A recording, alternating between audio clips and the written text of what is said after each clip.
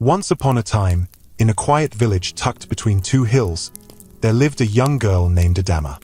She was only 19, but her beauty could stop time.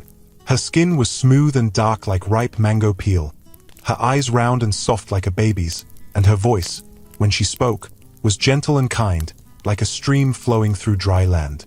Adama was not just beautiful. She was hardworking.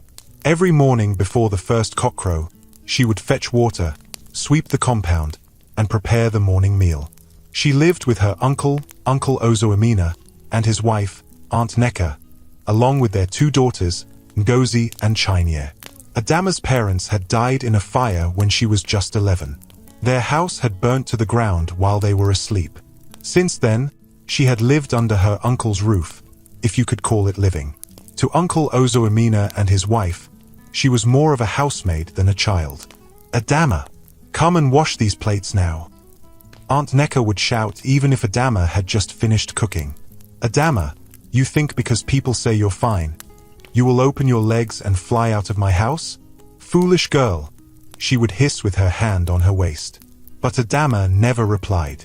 She had learned silence was safer.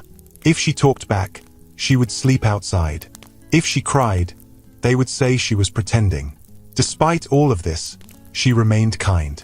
She greeted elders with respect, helped market women carry their load, and never laughed when others were mocked. That was why suitors started noticing her. It began with simple greetings in the market. Then came the bold ones, rich men from the city who came to the village to find a good village wife. Some came for Ngozi, some came for Chinyere.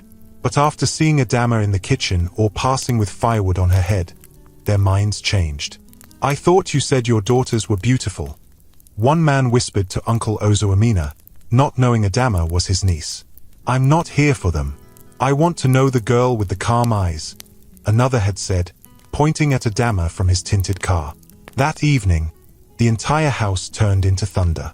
"You are the one blocking your sister's shine," Aunt Neka screamed, throwing Adama's slippers outside. "Every man comes here and changes mouth. What did you put in your body? Witch." "I don't even talk to them," Adama whispered, tears rolling down her cheeks. "Shut up."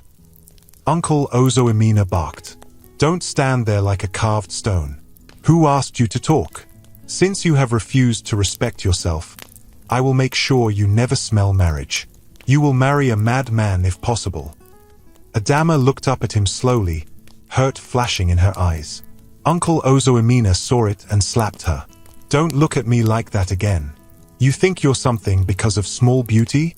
I will show you I'm your father." From that night, everything changed.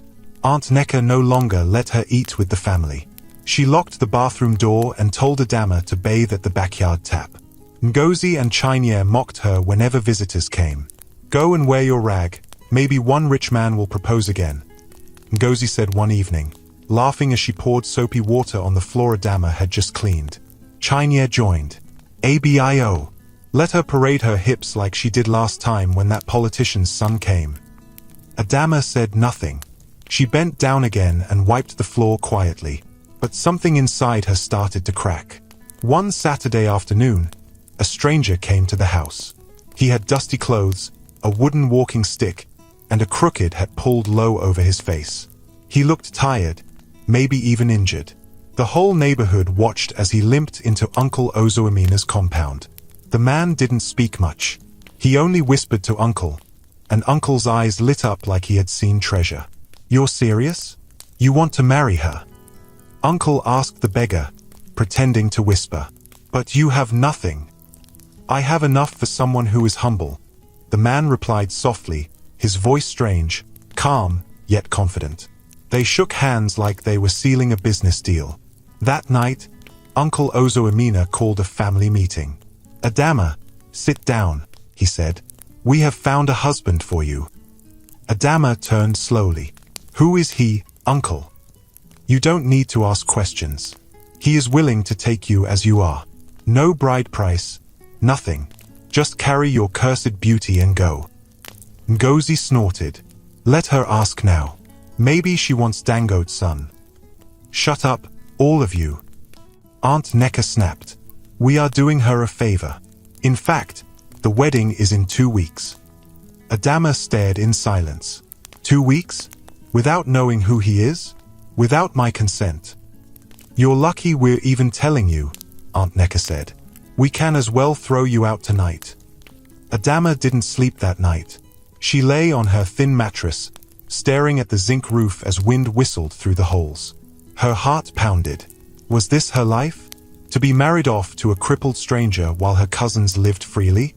The next day, she saw him again. The beggar. He was sitting by the village square, feeding birds with groundnuts. His clothes were still dirty, but his hands looked clean, his nails trimmed. His posture was not that of a beggar. She looked at him, curious. "Good afternoon, sir," she said shyly. He turned. "Adama," he said softly. "How are you? You know my name. I listened when your uncle shouted it yesterday." She almost smiled. "You're the man I'm to marry." "Yes." She looked down. "Why me?" "Because you're different." She blinked. "Different how?" He smiled, but said nothing. Then he stood, stretched slightly, his back straight for a second, and picked up his walking stick. "See you soon, Adama," he said before walking off slowly. Adama stood there for a long time.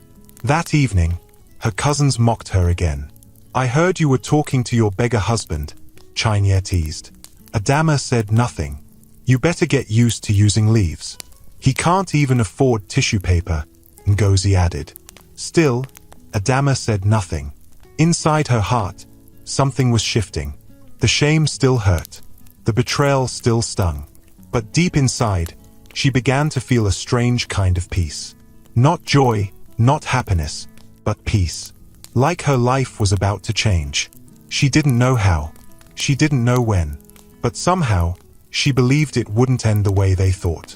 Adama stood in the middle of the compound the next morning, a small basin of soaked clothes in her hand. The sun was rising slowly, and the breeze was cool. She watched the sky for a second, hoping that maybe today would feel different. But behind her, she heard the sharp voice she knew too well. "Are those clothes going to wash themselves?" Aunt Necker snapped, stepping outside with her scarf tied in a rough knot. "You're standing there like a tree. Lazy girl." Adama bent her head without replying and walked over to the washing stones. Her hands dipped into the cold water, her fingers moving slowly. A few minutes later, Uncle Ozoamina came out too, tying a wrapper over his singlet. He walked straight to the table under the mango tree and sat with a deep sigh. Then he called loudly, "Ngozi, Chinier, come out.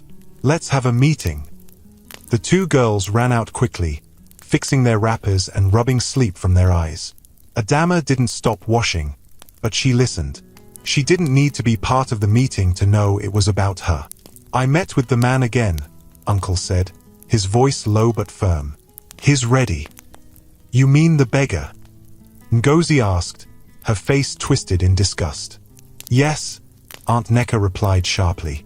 "And that's the best news I've heard this year. That useless girl will finally leave this house." Chinier hissed. "I still don't understand. Why didn't we just throw her out? Must we marry her off like a bride?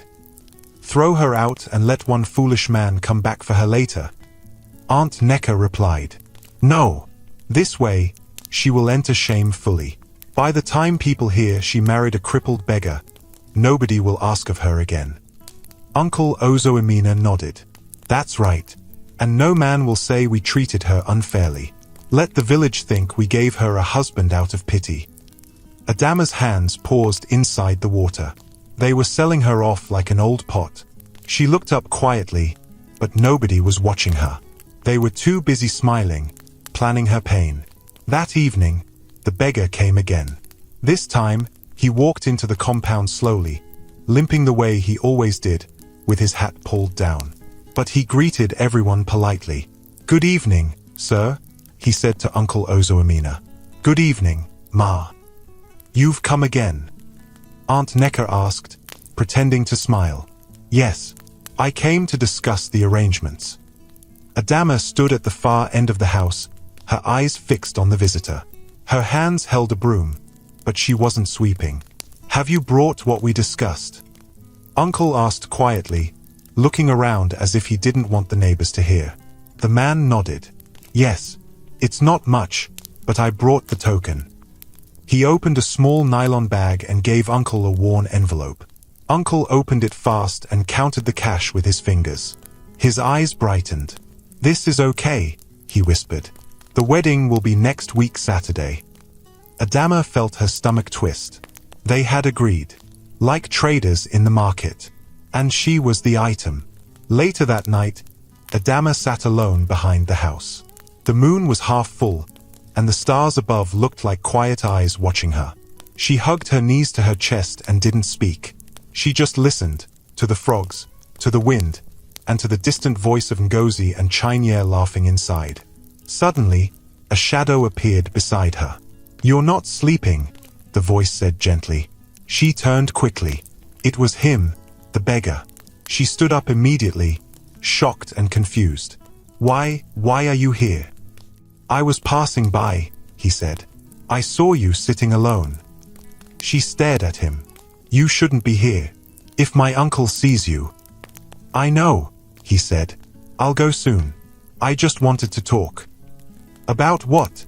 she asked. He stepped closer but still kept a little distance. "About us. About the wedding." Adama looked down. "What about it?"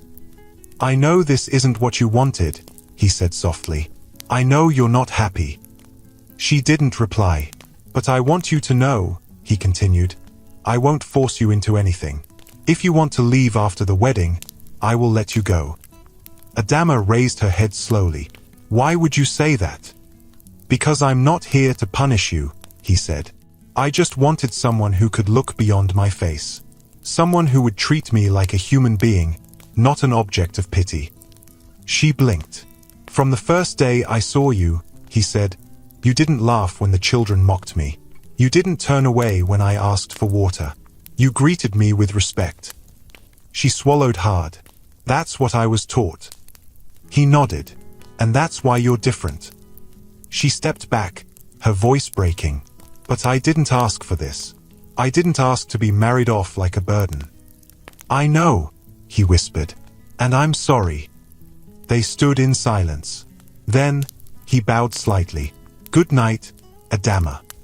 He turned and walked away, his limp dragging him slowly into the darkness. The days passed quickly.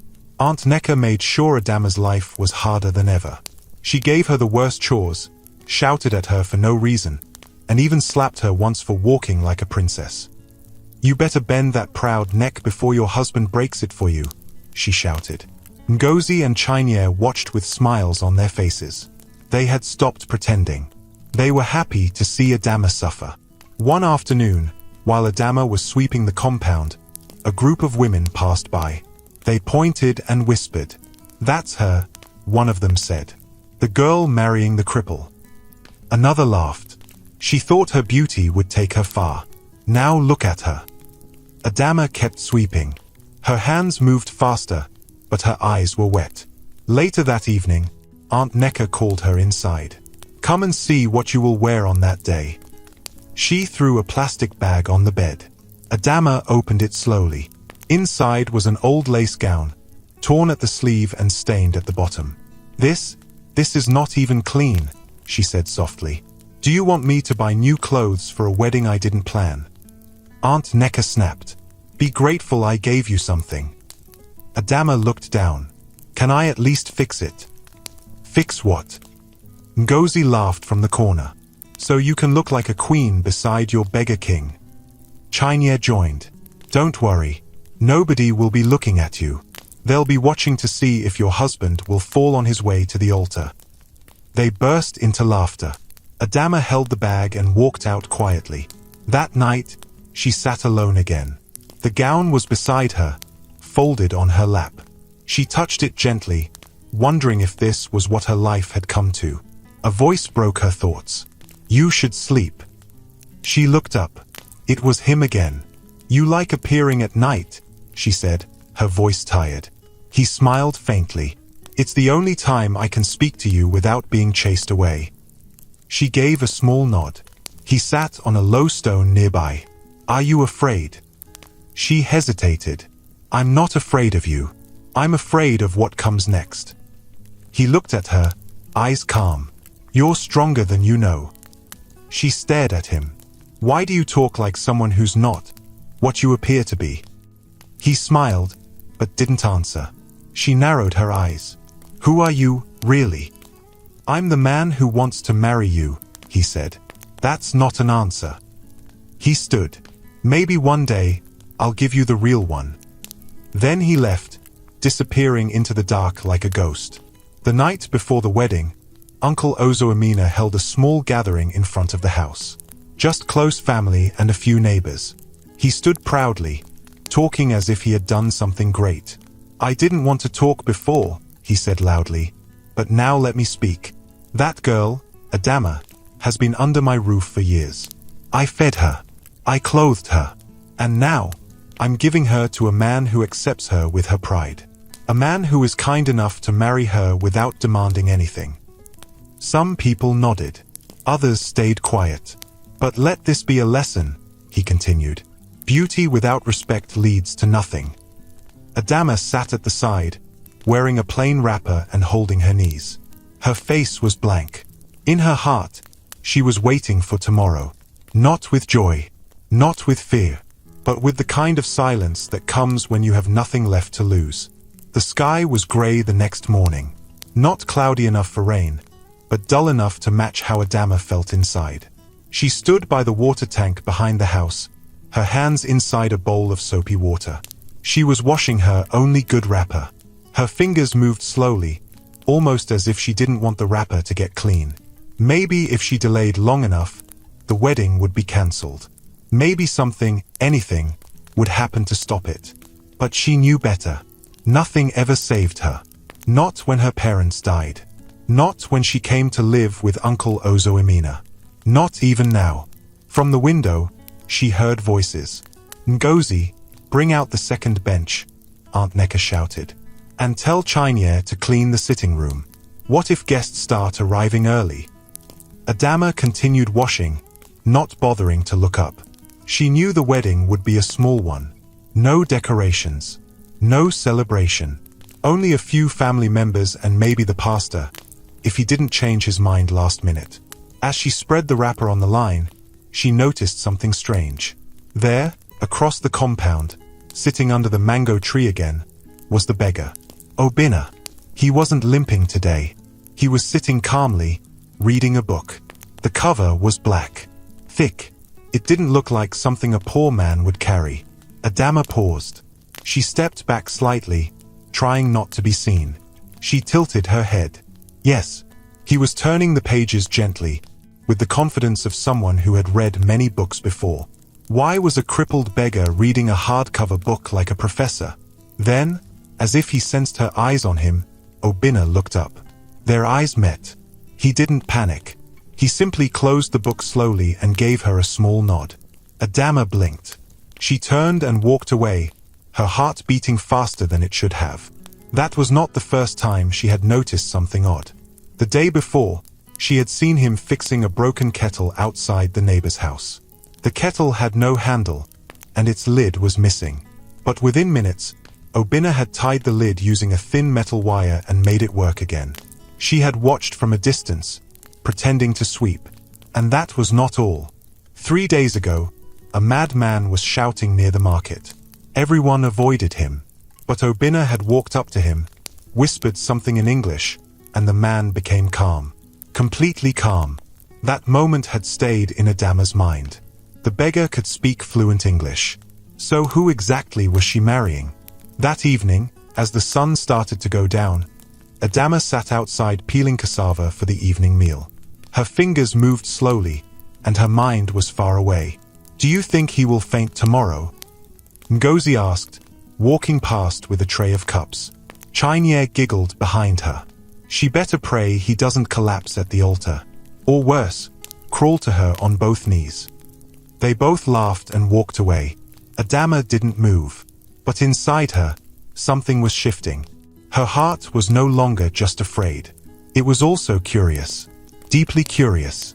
Later that night, As the compound grew quiet, she found herself walking to the back of the house again. And just like before, he was there. Obinna, sitting on the same stone, under the same moon. "You came," he said softly. "I didn't plan to," she replied, her voice low. "But I couldn't sleep."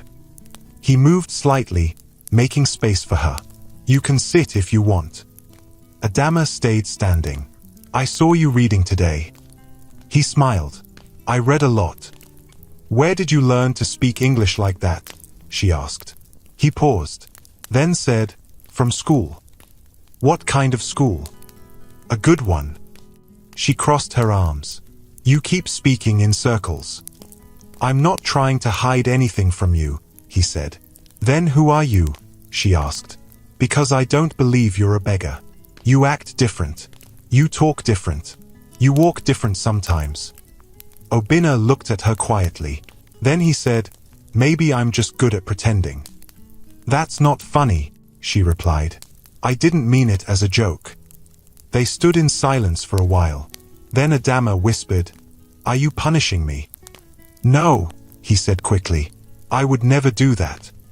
"Then why me?" she asked. "Why choose me of all people? They're giving me away like trash."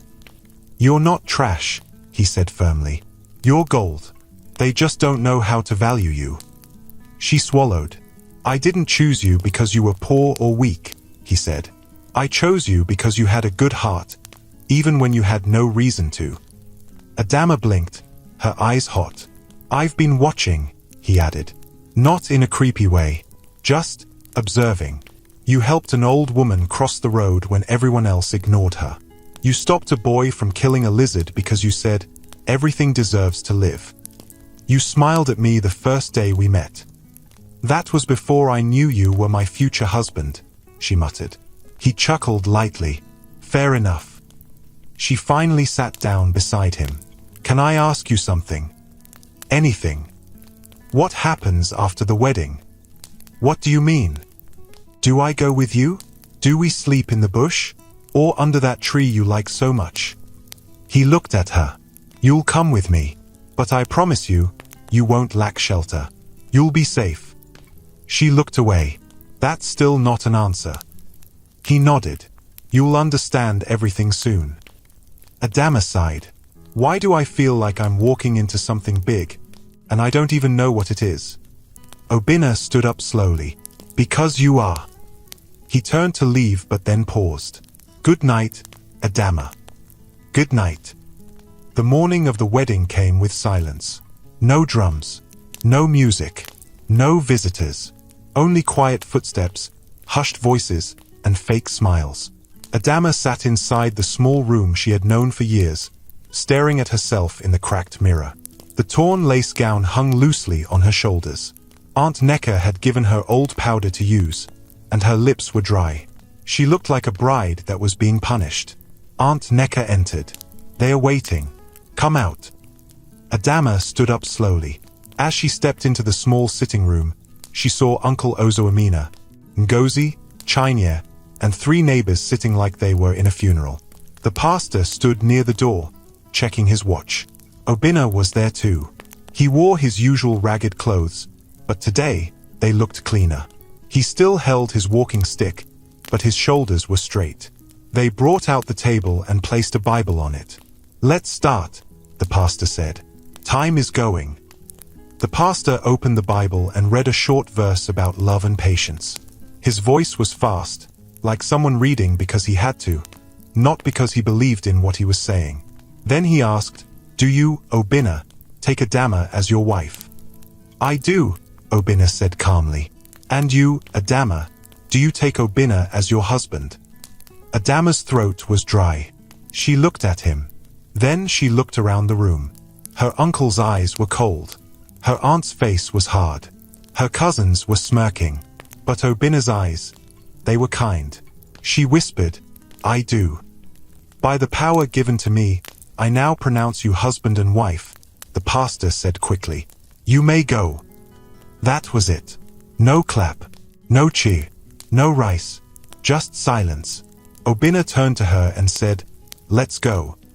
Adama followed him out of the house. Aunt Neka didn't say goodbye. Uncle didn't look back. As they walked out of the compound, she didn't cry. She was done crying. They walked for a short while before turning into a small path by the main road. Adama was confused. Are we not taking the bush path? No, Obina said. We have a car. A car? She asked, surprised. Then she saw it. A black SUV parked quietly under a tree. The driver stepped out quickly and opened the door. Good afternoon, sir, the driver said. Adama's eyes widened. Sir? Obina smiled and helped her into the car. Sit, he said gently. You're safe now.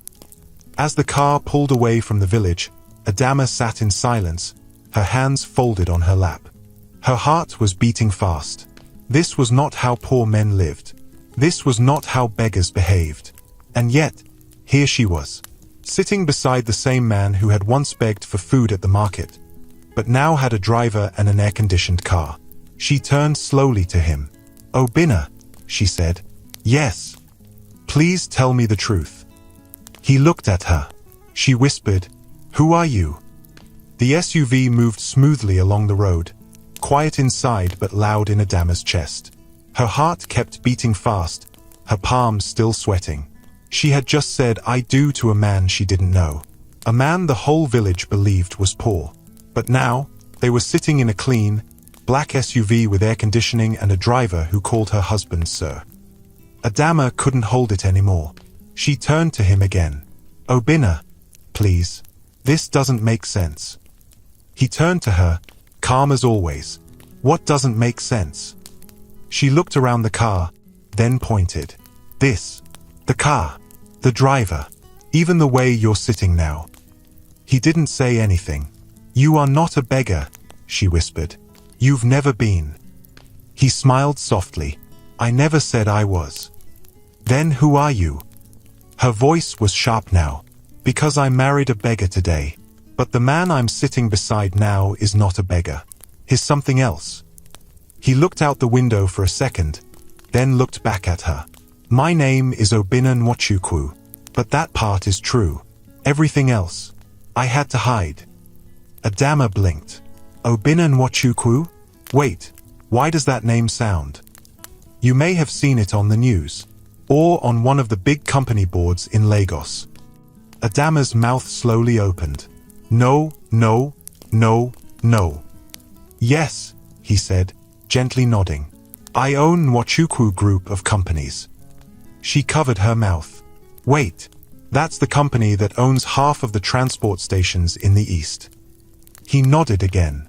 Yes. Her eyes grew even wider. And the real estate people in Asaba, and the rice factory in Enugu. You're the one. Yes. Adama leaned back in her seat. Her chest was rising and falling quickly. She wasn't breathing properly. But why? Why did you act like a beggar? Obina looked at her. Because I wanted to know the truth. About you. About your uncle. About everyone around you. Adama shook her head slowly, trying to catch her breath. I don't understand. You will, he said. Let me explain everything. He leaned forward and folded his hands. Many years ago, my father was a businessman too. Your uncle, Ozo Emina, worked with him.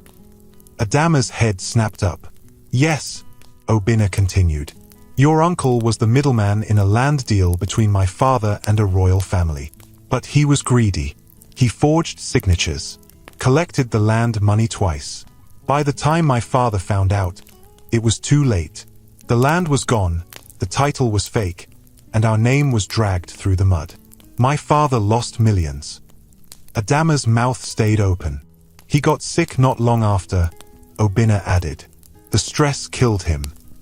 Adama's voice cracked. And my uncle never told anyone. Of course not, Obina said. He kept quiet. Your aunt knew too. She helped him cover it. Tears filled Adama's eyes. So, you came for revenge? Obina shook his head. No, I came for the truth. I wanted to see if anyone in that house still had a clean heart. I went back to the village dressed like a beggar. Limping. Dirty. I wanted to see how people would treat me when they thought I had nothing. Adama lowered her head. You were the only one who treated me like a human being, Obina said. You didn't look away. You didn't insult me. You didn't join your cousins to laugh. You gave me water. You greeted me with respect. Adama sniffed, wiping her eyes. I knew then, he continued, you were different. But I had to be sure. So when your uncle offered to sell you off to me, I agreed. Adama looked up again. You agreed to buy me. I didn't buy you, he said firmly. I rescued you. He was going to throw you out anyway, but I wanted to see what choice you would make. Whether you would still say yes, even when you thought I was nothing. She was silent for a long moment. Then she said, so everything was a test. Obina nodded. Yes. She looked out the window. Trees passed by quickly, but her thoughts moved even faster. You were watching me the whole time, she whispered. Testing me. I was hoping for a reason to believe in someone again, he replied. And you gave me that. Adama turned to him. Her voice was low and sharp. You know what hurts the most? What? You were the only person who saw me as a person. Even when I thought you were poor. Even when you limped and wore torn clothes. You still looked at me like I mattered. He swallowed hard. And now I find out, she continued, you're rich, powerful, important, but you never told me. I wanted you to see the real me, he said, before you saw the money. Adama nodded slowly. And now what? We go to our new home, he said, where you'll be safe and respected. She looked down at her hands. They were shaking a little. Will I ever go back to the village? She asked. If you want to, he said. I do. He looked at her. Why? Because they need to see, she whispered. They need to see what God did for me. 1 hour later, the SUV turned into a wide private road. The gates ahead were tall, gold-colored, and shiny. Cameras blinked on both sides. As the car approached, the gates opened slowly. Adama's mouth dropped open. Behind the gate was not just a house. It was a mansion, 3 stories tall. Fountains danced in front of the driveway. Flowers lined every corner of the fence. And servants were already outside, dressed in uniforms, waiting. The car stopped. A man in a suit opened the door. Welcome, sir. Madam, welcome. Adama stepped out slowly, her old wedding lace still hanging loosely on her shoulder. Her sandals were dusty. She looked like someone who had come to beg for food. But they all bowed to her. Good afternoon, madam, they greeted. Obina held her hand gently. Come. She followed him into the house. Marble floors, golden lights, a staircase that looked like it belonged in a palace. Every step she took, she felt like she was dreaming. But it wasn't a dream. This was her new home.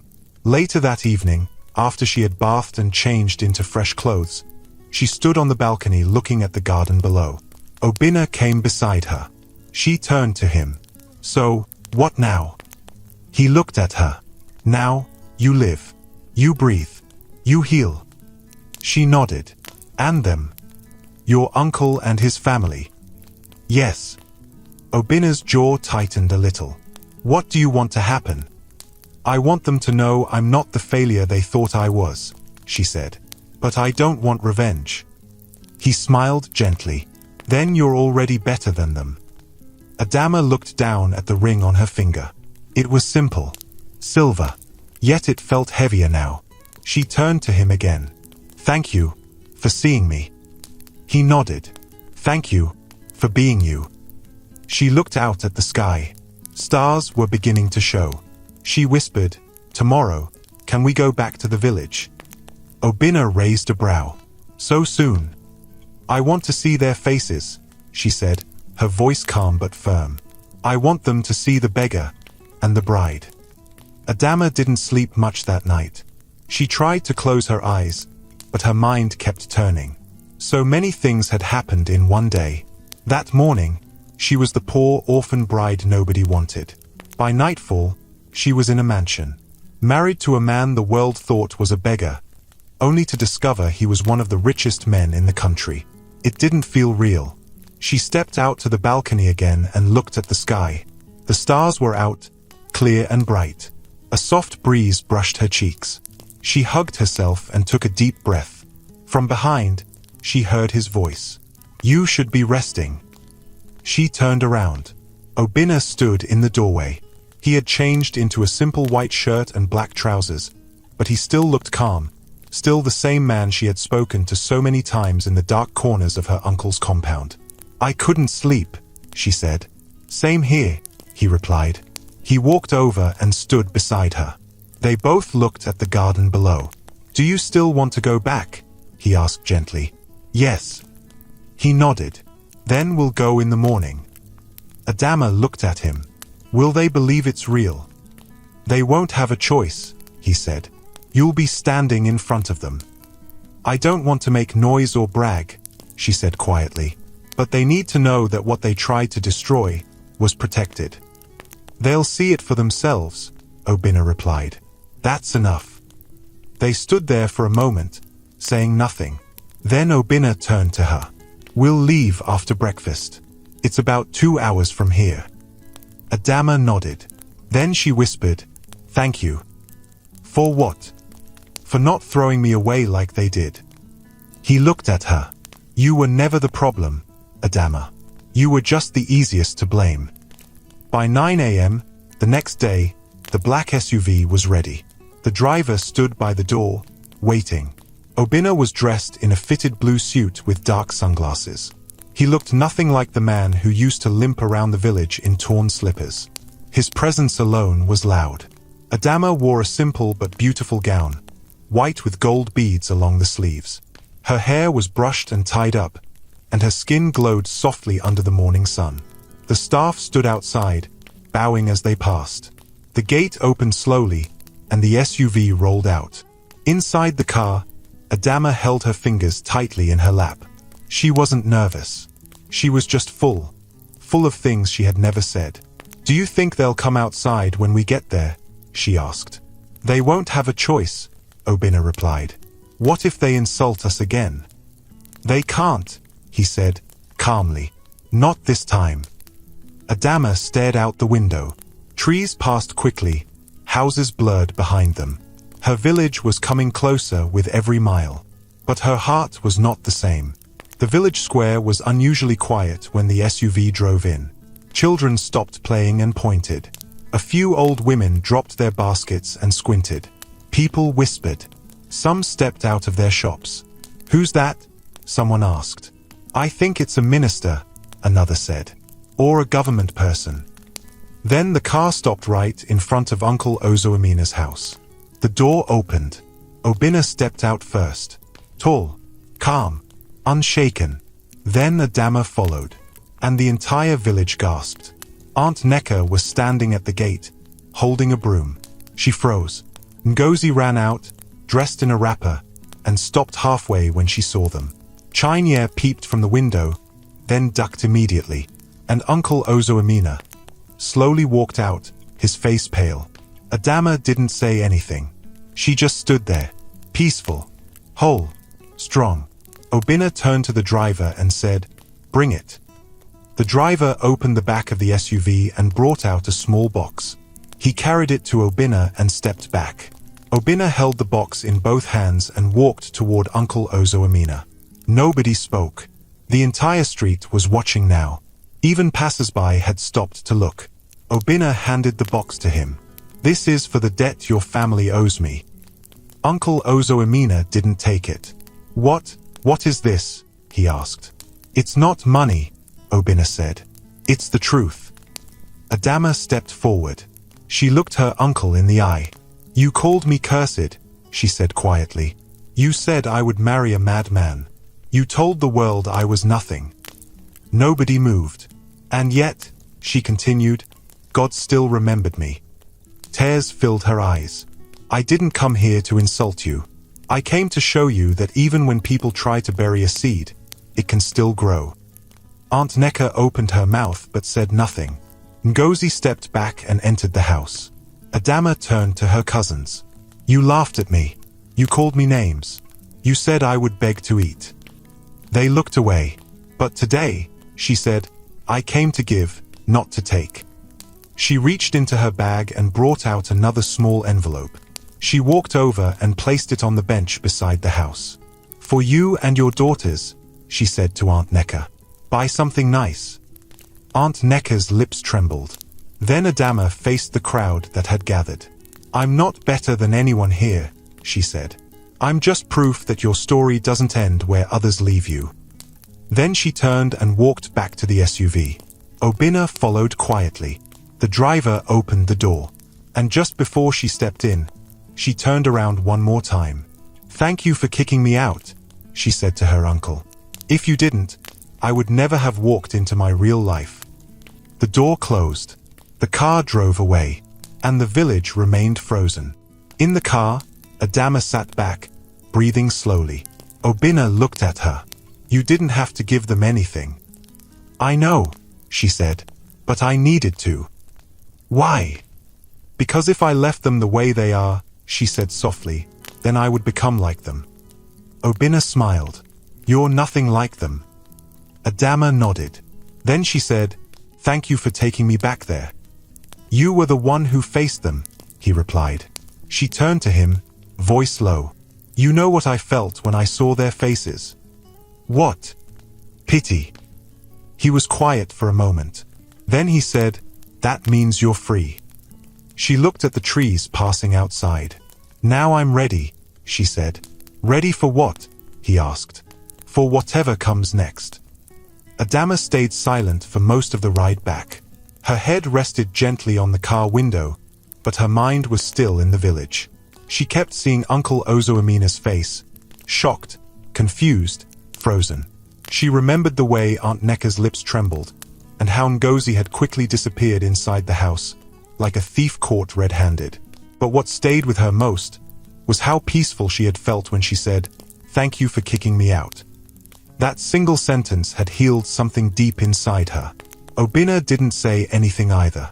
He let her process everything in her own way.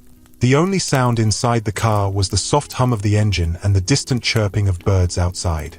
After almost 30 minutes of silence, Adama turned to him. Did you know? She asked. Know what? That they were going to treat me that way. Obinna looked straight ahead. I suspected, but I didn't expect it to be that bad. She nodded slowly. I knew they didn't love me, but I didn't know they hated me that much. They hated your light, he said. Some people hate what they can never become. Adama breathed deeply. There were days I almost believed them. Days I thought maybe I really was cursed. You were never cursed, he said calmly. You were just surrounded by people who couldn't see your worth. She looked at him. So, what now? Obinna turned to her. Finally, now I tell you everything. When they returned to the mansion, lunch was already waiting. They sat in the dining room, a wide hall with long glass windows, silver spoons, and white plates neatly arranged by trained staff. Adama picked at her rice slowly. Her appetite was still hiding. Obinna dropped his spoon and leaned back in his chair. My father died 10 years ago, he began. Adama looked up. He was strong, tough, honest. He built our family's business from nothing. Started with a small transport company in Onitsha. By the time I was 15, he had over 20 buses across the east. She nodded slowly, listening carefully. But not everyone liked his success, Obinna continued. Some men wanted fast money. Your uncle was one of them. He worked with us, trusted like family. He introduced us to a land deal in Abia. Said it would double our value. My father believed him. Adama's eyes didn't blink. It was a lie, Obinna said flatly. The documents were fake. The land had been sold twice. And my father lost everything. He clenched his fist. He tried to stay strong, but the shame killed him faster than the loss. He fell sick and died in his sleep. Adama's mouth tightened, and they just continued life like nothing happened. Yes, he said. They even spread rumors. said we were careless, that my father was greedy. Nobody knew the truth. She swallowed. So you came back to punish them? No, he said. I came back to test them. She blinked. How? Obinna leaned forward. After my father died, I took over. I built the company again. Slowly, carefully. I didn't want to be seen. I didn't want the spotlight. I wanted to grow in secret. Adama nodded. I dressed like a beggar. Not just in your village.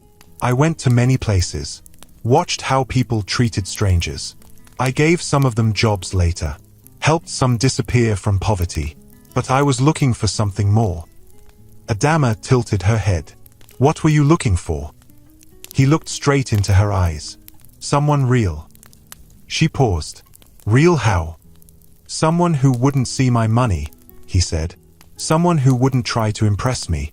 Someone who could sit beside a beggar and still feel human. Adama's lips parted slightly, but no words came out. That day I saw you, he went on. You were carrying firewood. You helped a crying boy who had lost his sandals. You tied his shoe with your scarf. Adama frowned. That wasn't a big thing. It was everything, Obinna said. You didn't know anyone was watching. That's what made it real. She slowly dropped her spoon. He looked at her. I didn't choose you because I felt pity. I chose you because you reminded me of the kind of woman my mother was. Strong, patient, kind. Tears filled Adama's eyes. I wanted to be sure, he continued. So when your uncle tried to push you on me like trash, I agreed. I wanted to see your heart. Would you laugh? Would you mock me? Would you run away? She whispered. I didn't know what to do. Everything was happening so fast. And you stayed, he said. You didn't shout. You didn't curse. You just endured. Adama lowered her head. Because I had no one else. I didn't stay because I was brave. I stayed because I had nowhere else to go. He shook his head. You stayed because you were strong. Adama looked at him, tears dropping down her cheeks. Do you really see me like that? He reached across the table and held her hand. More than you see yourself. Later that day, they walked through the house together. Obinna showed her every room, the office, the private library, the indoor garden where rare flowers grew. At one point, he opened a door to a wide room filled with sewing machines. What's this? She asked. My mother loved tailoring, he said. She used to sew for women in the village even after we became rich. After she died, I opened this place in her name. Adama walked slowly through the room, touching one of the machines. It smells like peace in here. He smiled. That's what it's for. She looked at him. You've been alone for so long. I had to be, he said. There was too much noise around me. Too many people pretending. And now, she asked. He looked into her eyes. Now I have someone I don't have to pretend with. That night, after dinner, Adama sat on the soft couch in the living room, staring at the photo on the wall. It was Obinna as a little boy, sitting on his father's lap. They both wore matching white clothes, smiling without fear. Obinna walked in and sat beside her. Do you ever miss them? She asked. Every day, he said. She looked at him. Do you think they'd be proud of you? He nodded slowly. I think so. They sat there in silence for a while. Then Adama said, There's one thing I haven't said. What? I forgive them. Obinna turned to her. Your uncle. All of them, she said. Not because they deserve it, but because I deserve peace. He smiled. That's the most powerful thing anyone has ever said to me. She rested her head on his shoulder. Maybe now, I can really start again. You already have, he said. The next morning, the sun came out bright and proud. It was the kind of morning that made the birds sing louder than usual, like they were trying to share someone's good news. Adama stood by the mirror, brushing her hair gently. The room she now called hers was wide, clean, and filled with soft gold curtains that danced with the wind. But her thoughts were back in the village. Not with pain this time, but with purpose. She had forgiven them, but she hadn't forgotten. Today, they were going to visit a woman's center, a new project Obina had funded quietly. It was in a nearby town, not far from the village. It trained poor widows, single mothers, and orphans on how to sew, bake, and make money from small things. "Are you ready?" Obina asked, walking into the room. Adama turned, tying the last part of her gown. "Yes. You look beautiful," he said. She smiled. "Thank you." As they walked down to the car, one of the staff handed Obina a brown folder. He opened it quickly, flipped through the pages, and then gave a short nod. "What's that?" Adama asked as they entered the SUV. "A surprise," he said, tucking it into his side. Adama raised a brow. "Another one." Obina chuckled. "This one is special. For later." They arrived at the training center around noon. The women there were already waiting. Most of them had never seen a billionaire in person before, and definitely not one married to a girl they once saw walking to fetch water in worn-out slippers. When Adama stepped out of the SUV, the whole place froze. The women whispered, "That's her. The girl that married the beggar. No, she's glowing. See her dress. See her skin. She looks like a queen." Adama smiled and greeted them all warmly. She shook hands. She hugged. She even sat beside one old woman and helped her measure a piece of fabric. The room came alive. But it wasn't just her beauty or her new clothes that moved them. It was her kindness. The way she looked into their eyes when they spoke. The way she laughed gently at their jokes and didn't act like she was better than them. That was what made them love her. After the visit, as they drove back toward the mansion, Adama looked out the window and whispered, "They treated me like I was one of them." "You are," Obina replied. "You always will be." She smiled. "I think that's the real blessing. Not the house, not the money, but being able to stand anywhere and still be me." Obina nodded. "That's what makes you different." Then he reached for the folder beside him and handed it to her. "What's this?" she asked, opening it slowly. "Property documents," he said. "Lands, shops, buildings." Her eyes widened. "What? Why are you giving me these?" "They are yours," he said. "All in your name. Free and clear." Adama stared at him, speechless. "I want you to have your own power," he continued. "Not just wear my name, but stand tall on your own." Tears filled her eyes. "Nobody has ever done anything like this for me." "That's because nobody ever saw your true value," Obina said. "But I do." She closed the folder carefully and held it to her chest. "Thank you," she whispered. 2 days later, word spread across the village like wildfire. The beggar Adama married was a billionaire, and she was now the rightful owner of 3 shops along the main road, plus a bakery site that had been abandoned for years. People were shocked. People were ashamed. But the most shocked of all was Uncle Ozo Amina. He sat on his broken bench that morning, staring at the walls of his house like someone waiting for the roof to collapse. Aunt Neka paced the kitchen angrily. "What kind of thing is this? How can Adama be the one God lifted? After everything we did? After everything we said?" "She tricked us," Ngozi muttered, folding her arms. Chinyere hissed. "That girl has always been sneaky, acting quiet all the time. Meanwhile, see her now, walking beside a man with cars and guards." Uncle Ozo Amina stayed quiet. His face was stiff, his mouth dry. A neighbor walked past and shouted over the fence, "Uncle Ozo, I hear your daughter is now richer than the chief. Eh? Better go and beg her oh." Ngozi flinched. Can you imagine the insult? That afternoon, they called a family meeting. "We must go and see her," Aunt Neka said firmly. "It's not pride. It's wisdom. If we wait too long, her heart will turn." Uncle Ozo Amina said nothing, but deep down, he knew she had every right to ignore them. Still, he wanted something else. He wanted to clear his name.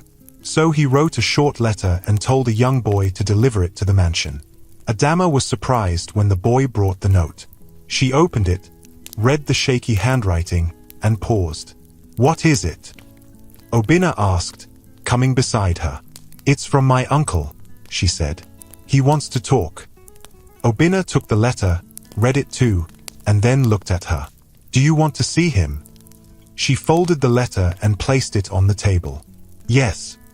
He didn't ask why. He just nodded. "I'll have a car take you. You can go alone, if you want." She looked at him. "You trust me that much?" He smiled. "I always have." Later that day, Adama stepped into her old compound once again. This time, there was no fear in her steps, no shame in her shoulders. She walked with quiet power. Uncle Ozoemena sat outside waiting, his head down. When he saw her, he stood quickly. "Adama," he began, "thank you for coming." She said nothing yet. "I don't know what to say," he added. "What we did to you, it was wrong. Very wrong. I have no excuse." Still, she said nothing. "I know you don't owe us anything," he continued, "but I just wanted to say I'm sorry." She looked at him carefully. "Why now?"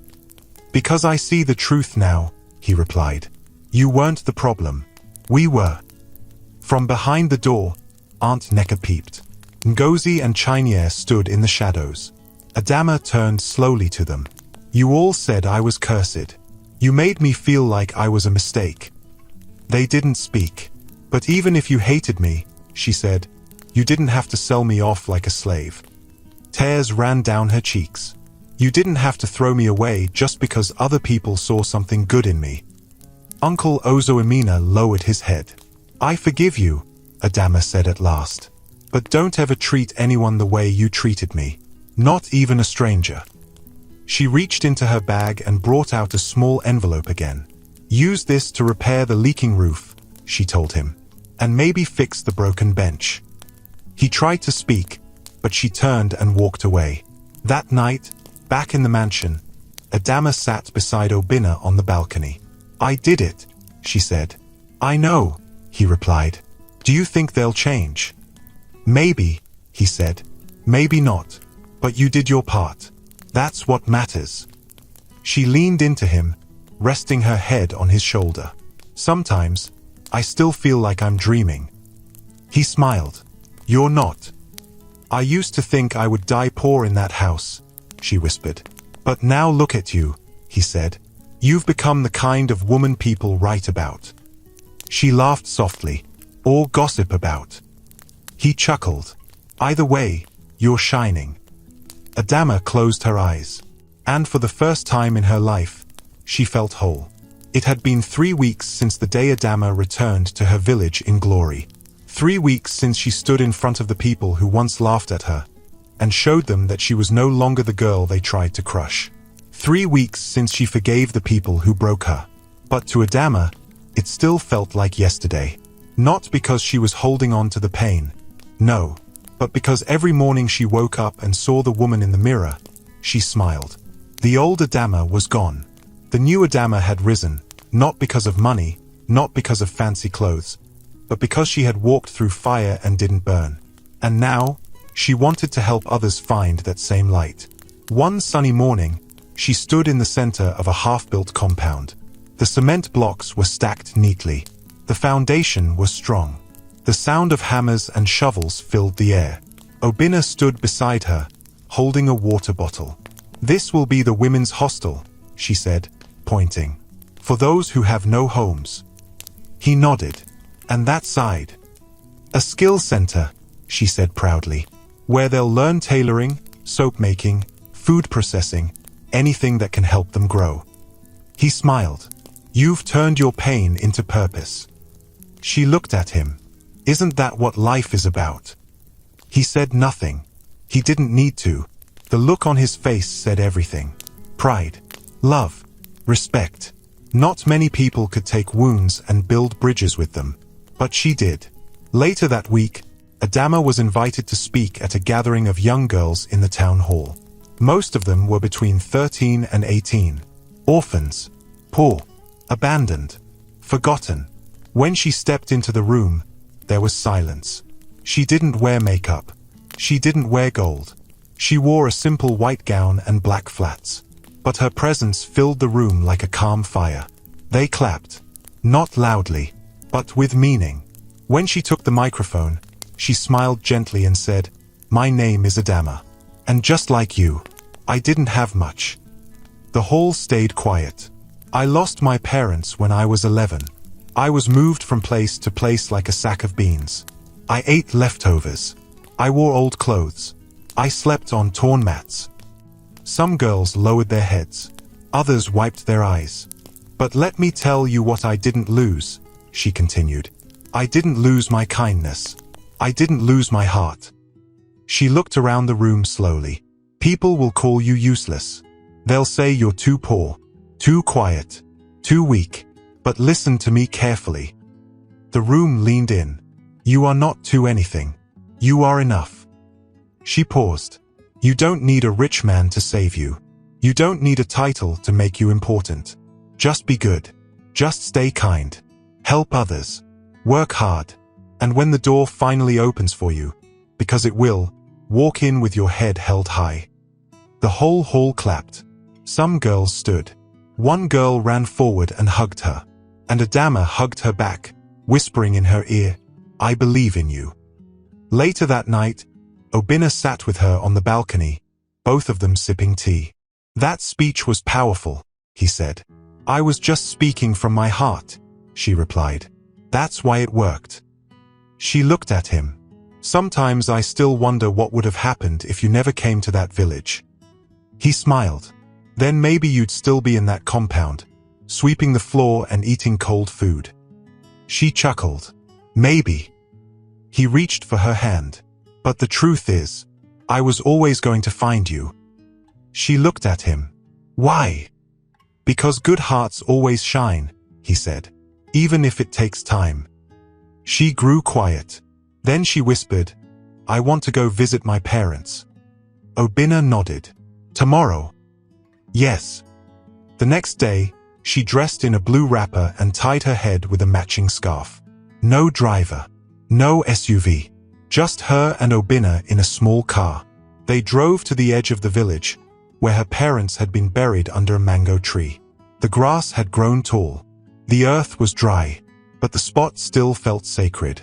She knelt beside the grave and touched the soil. "Mama, Papa," she said gently, "I came to tell you that I made it." Obinna stepped back and gave her space.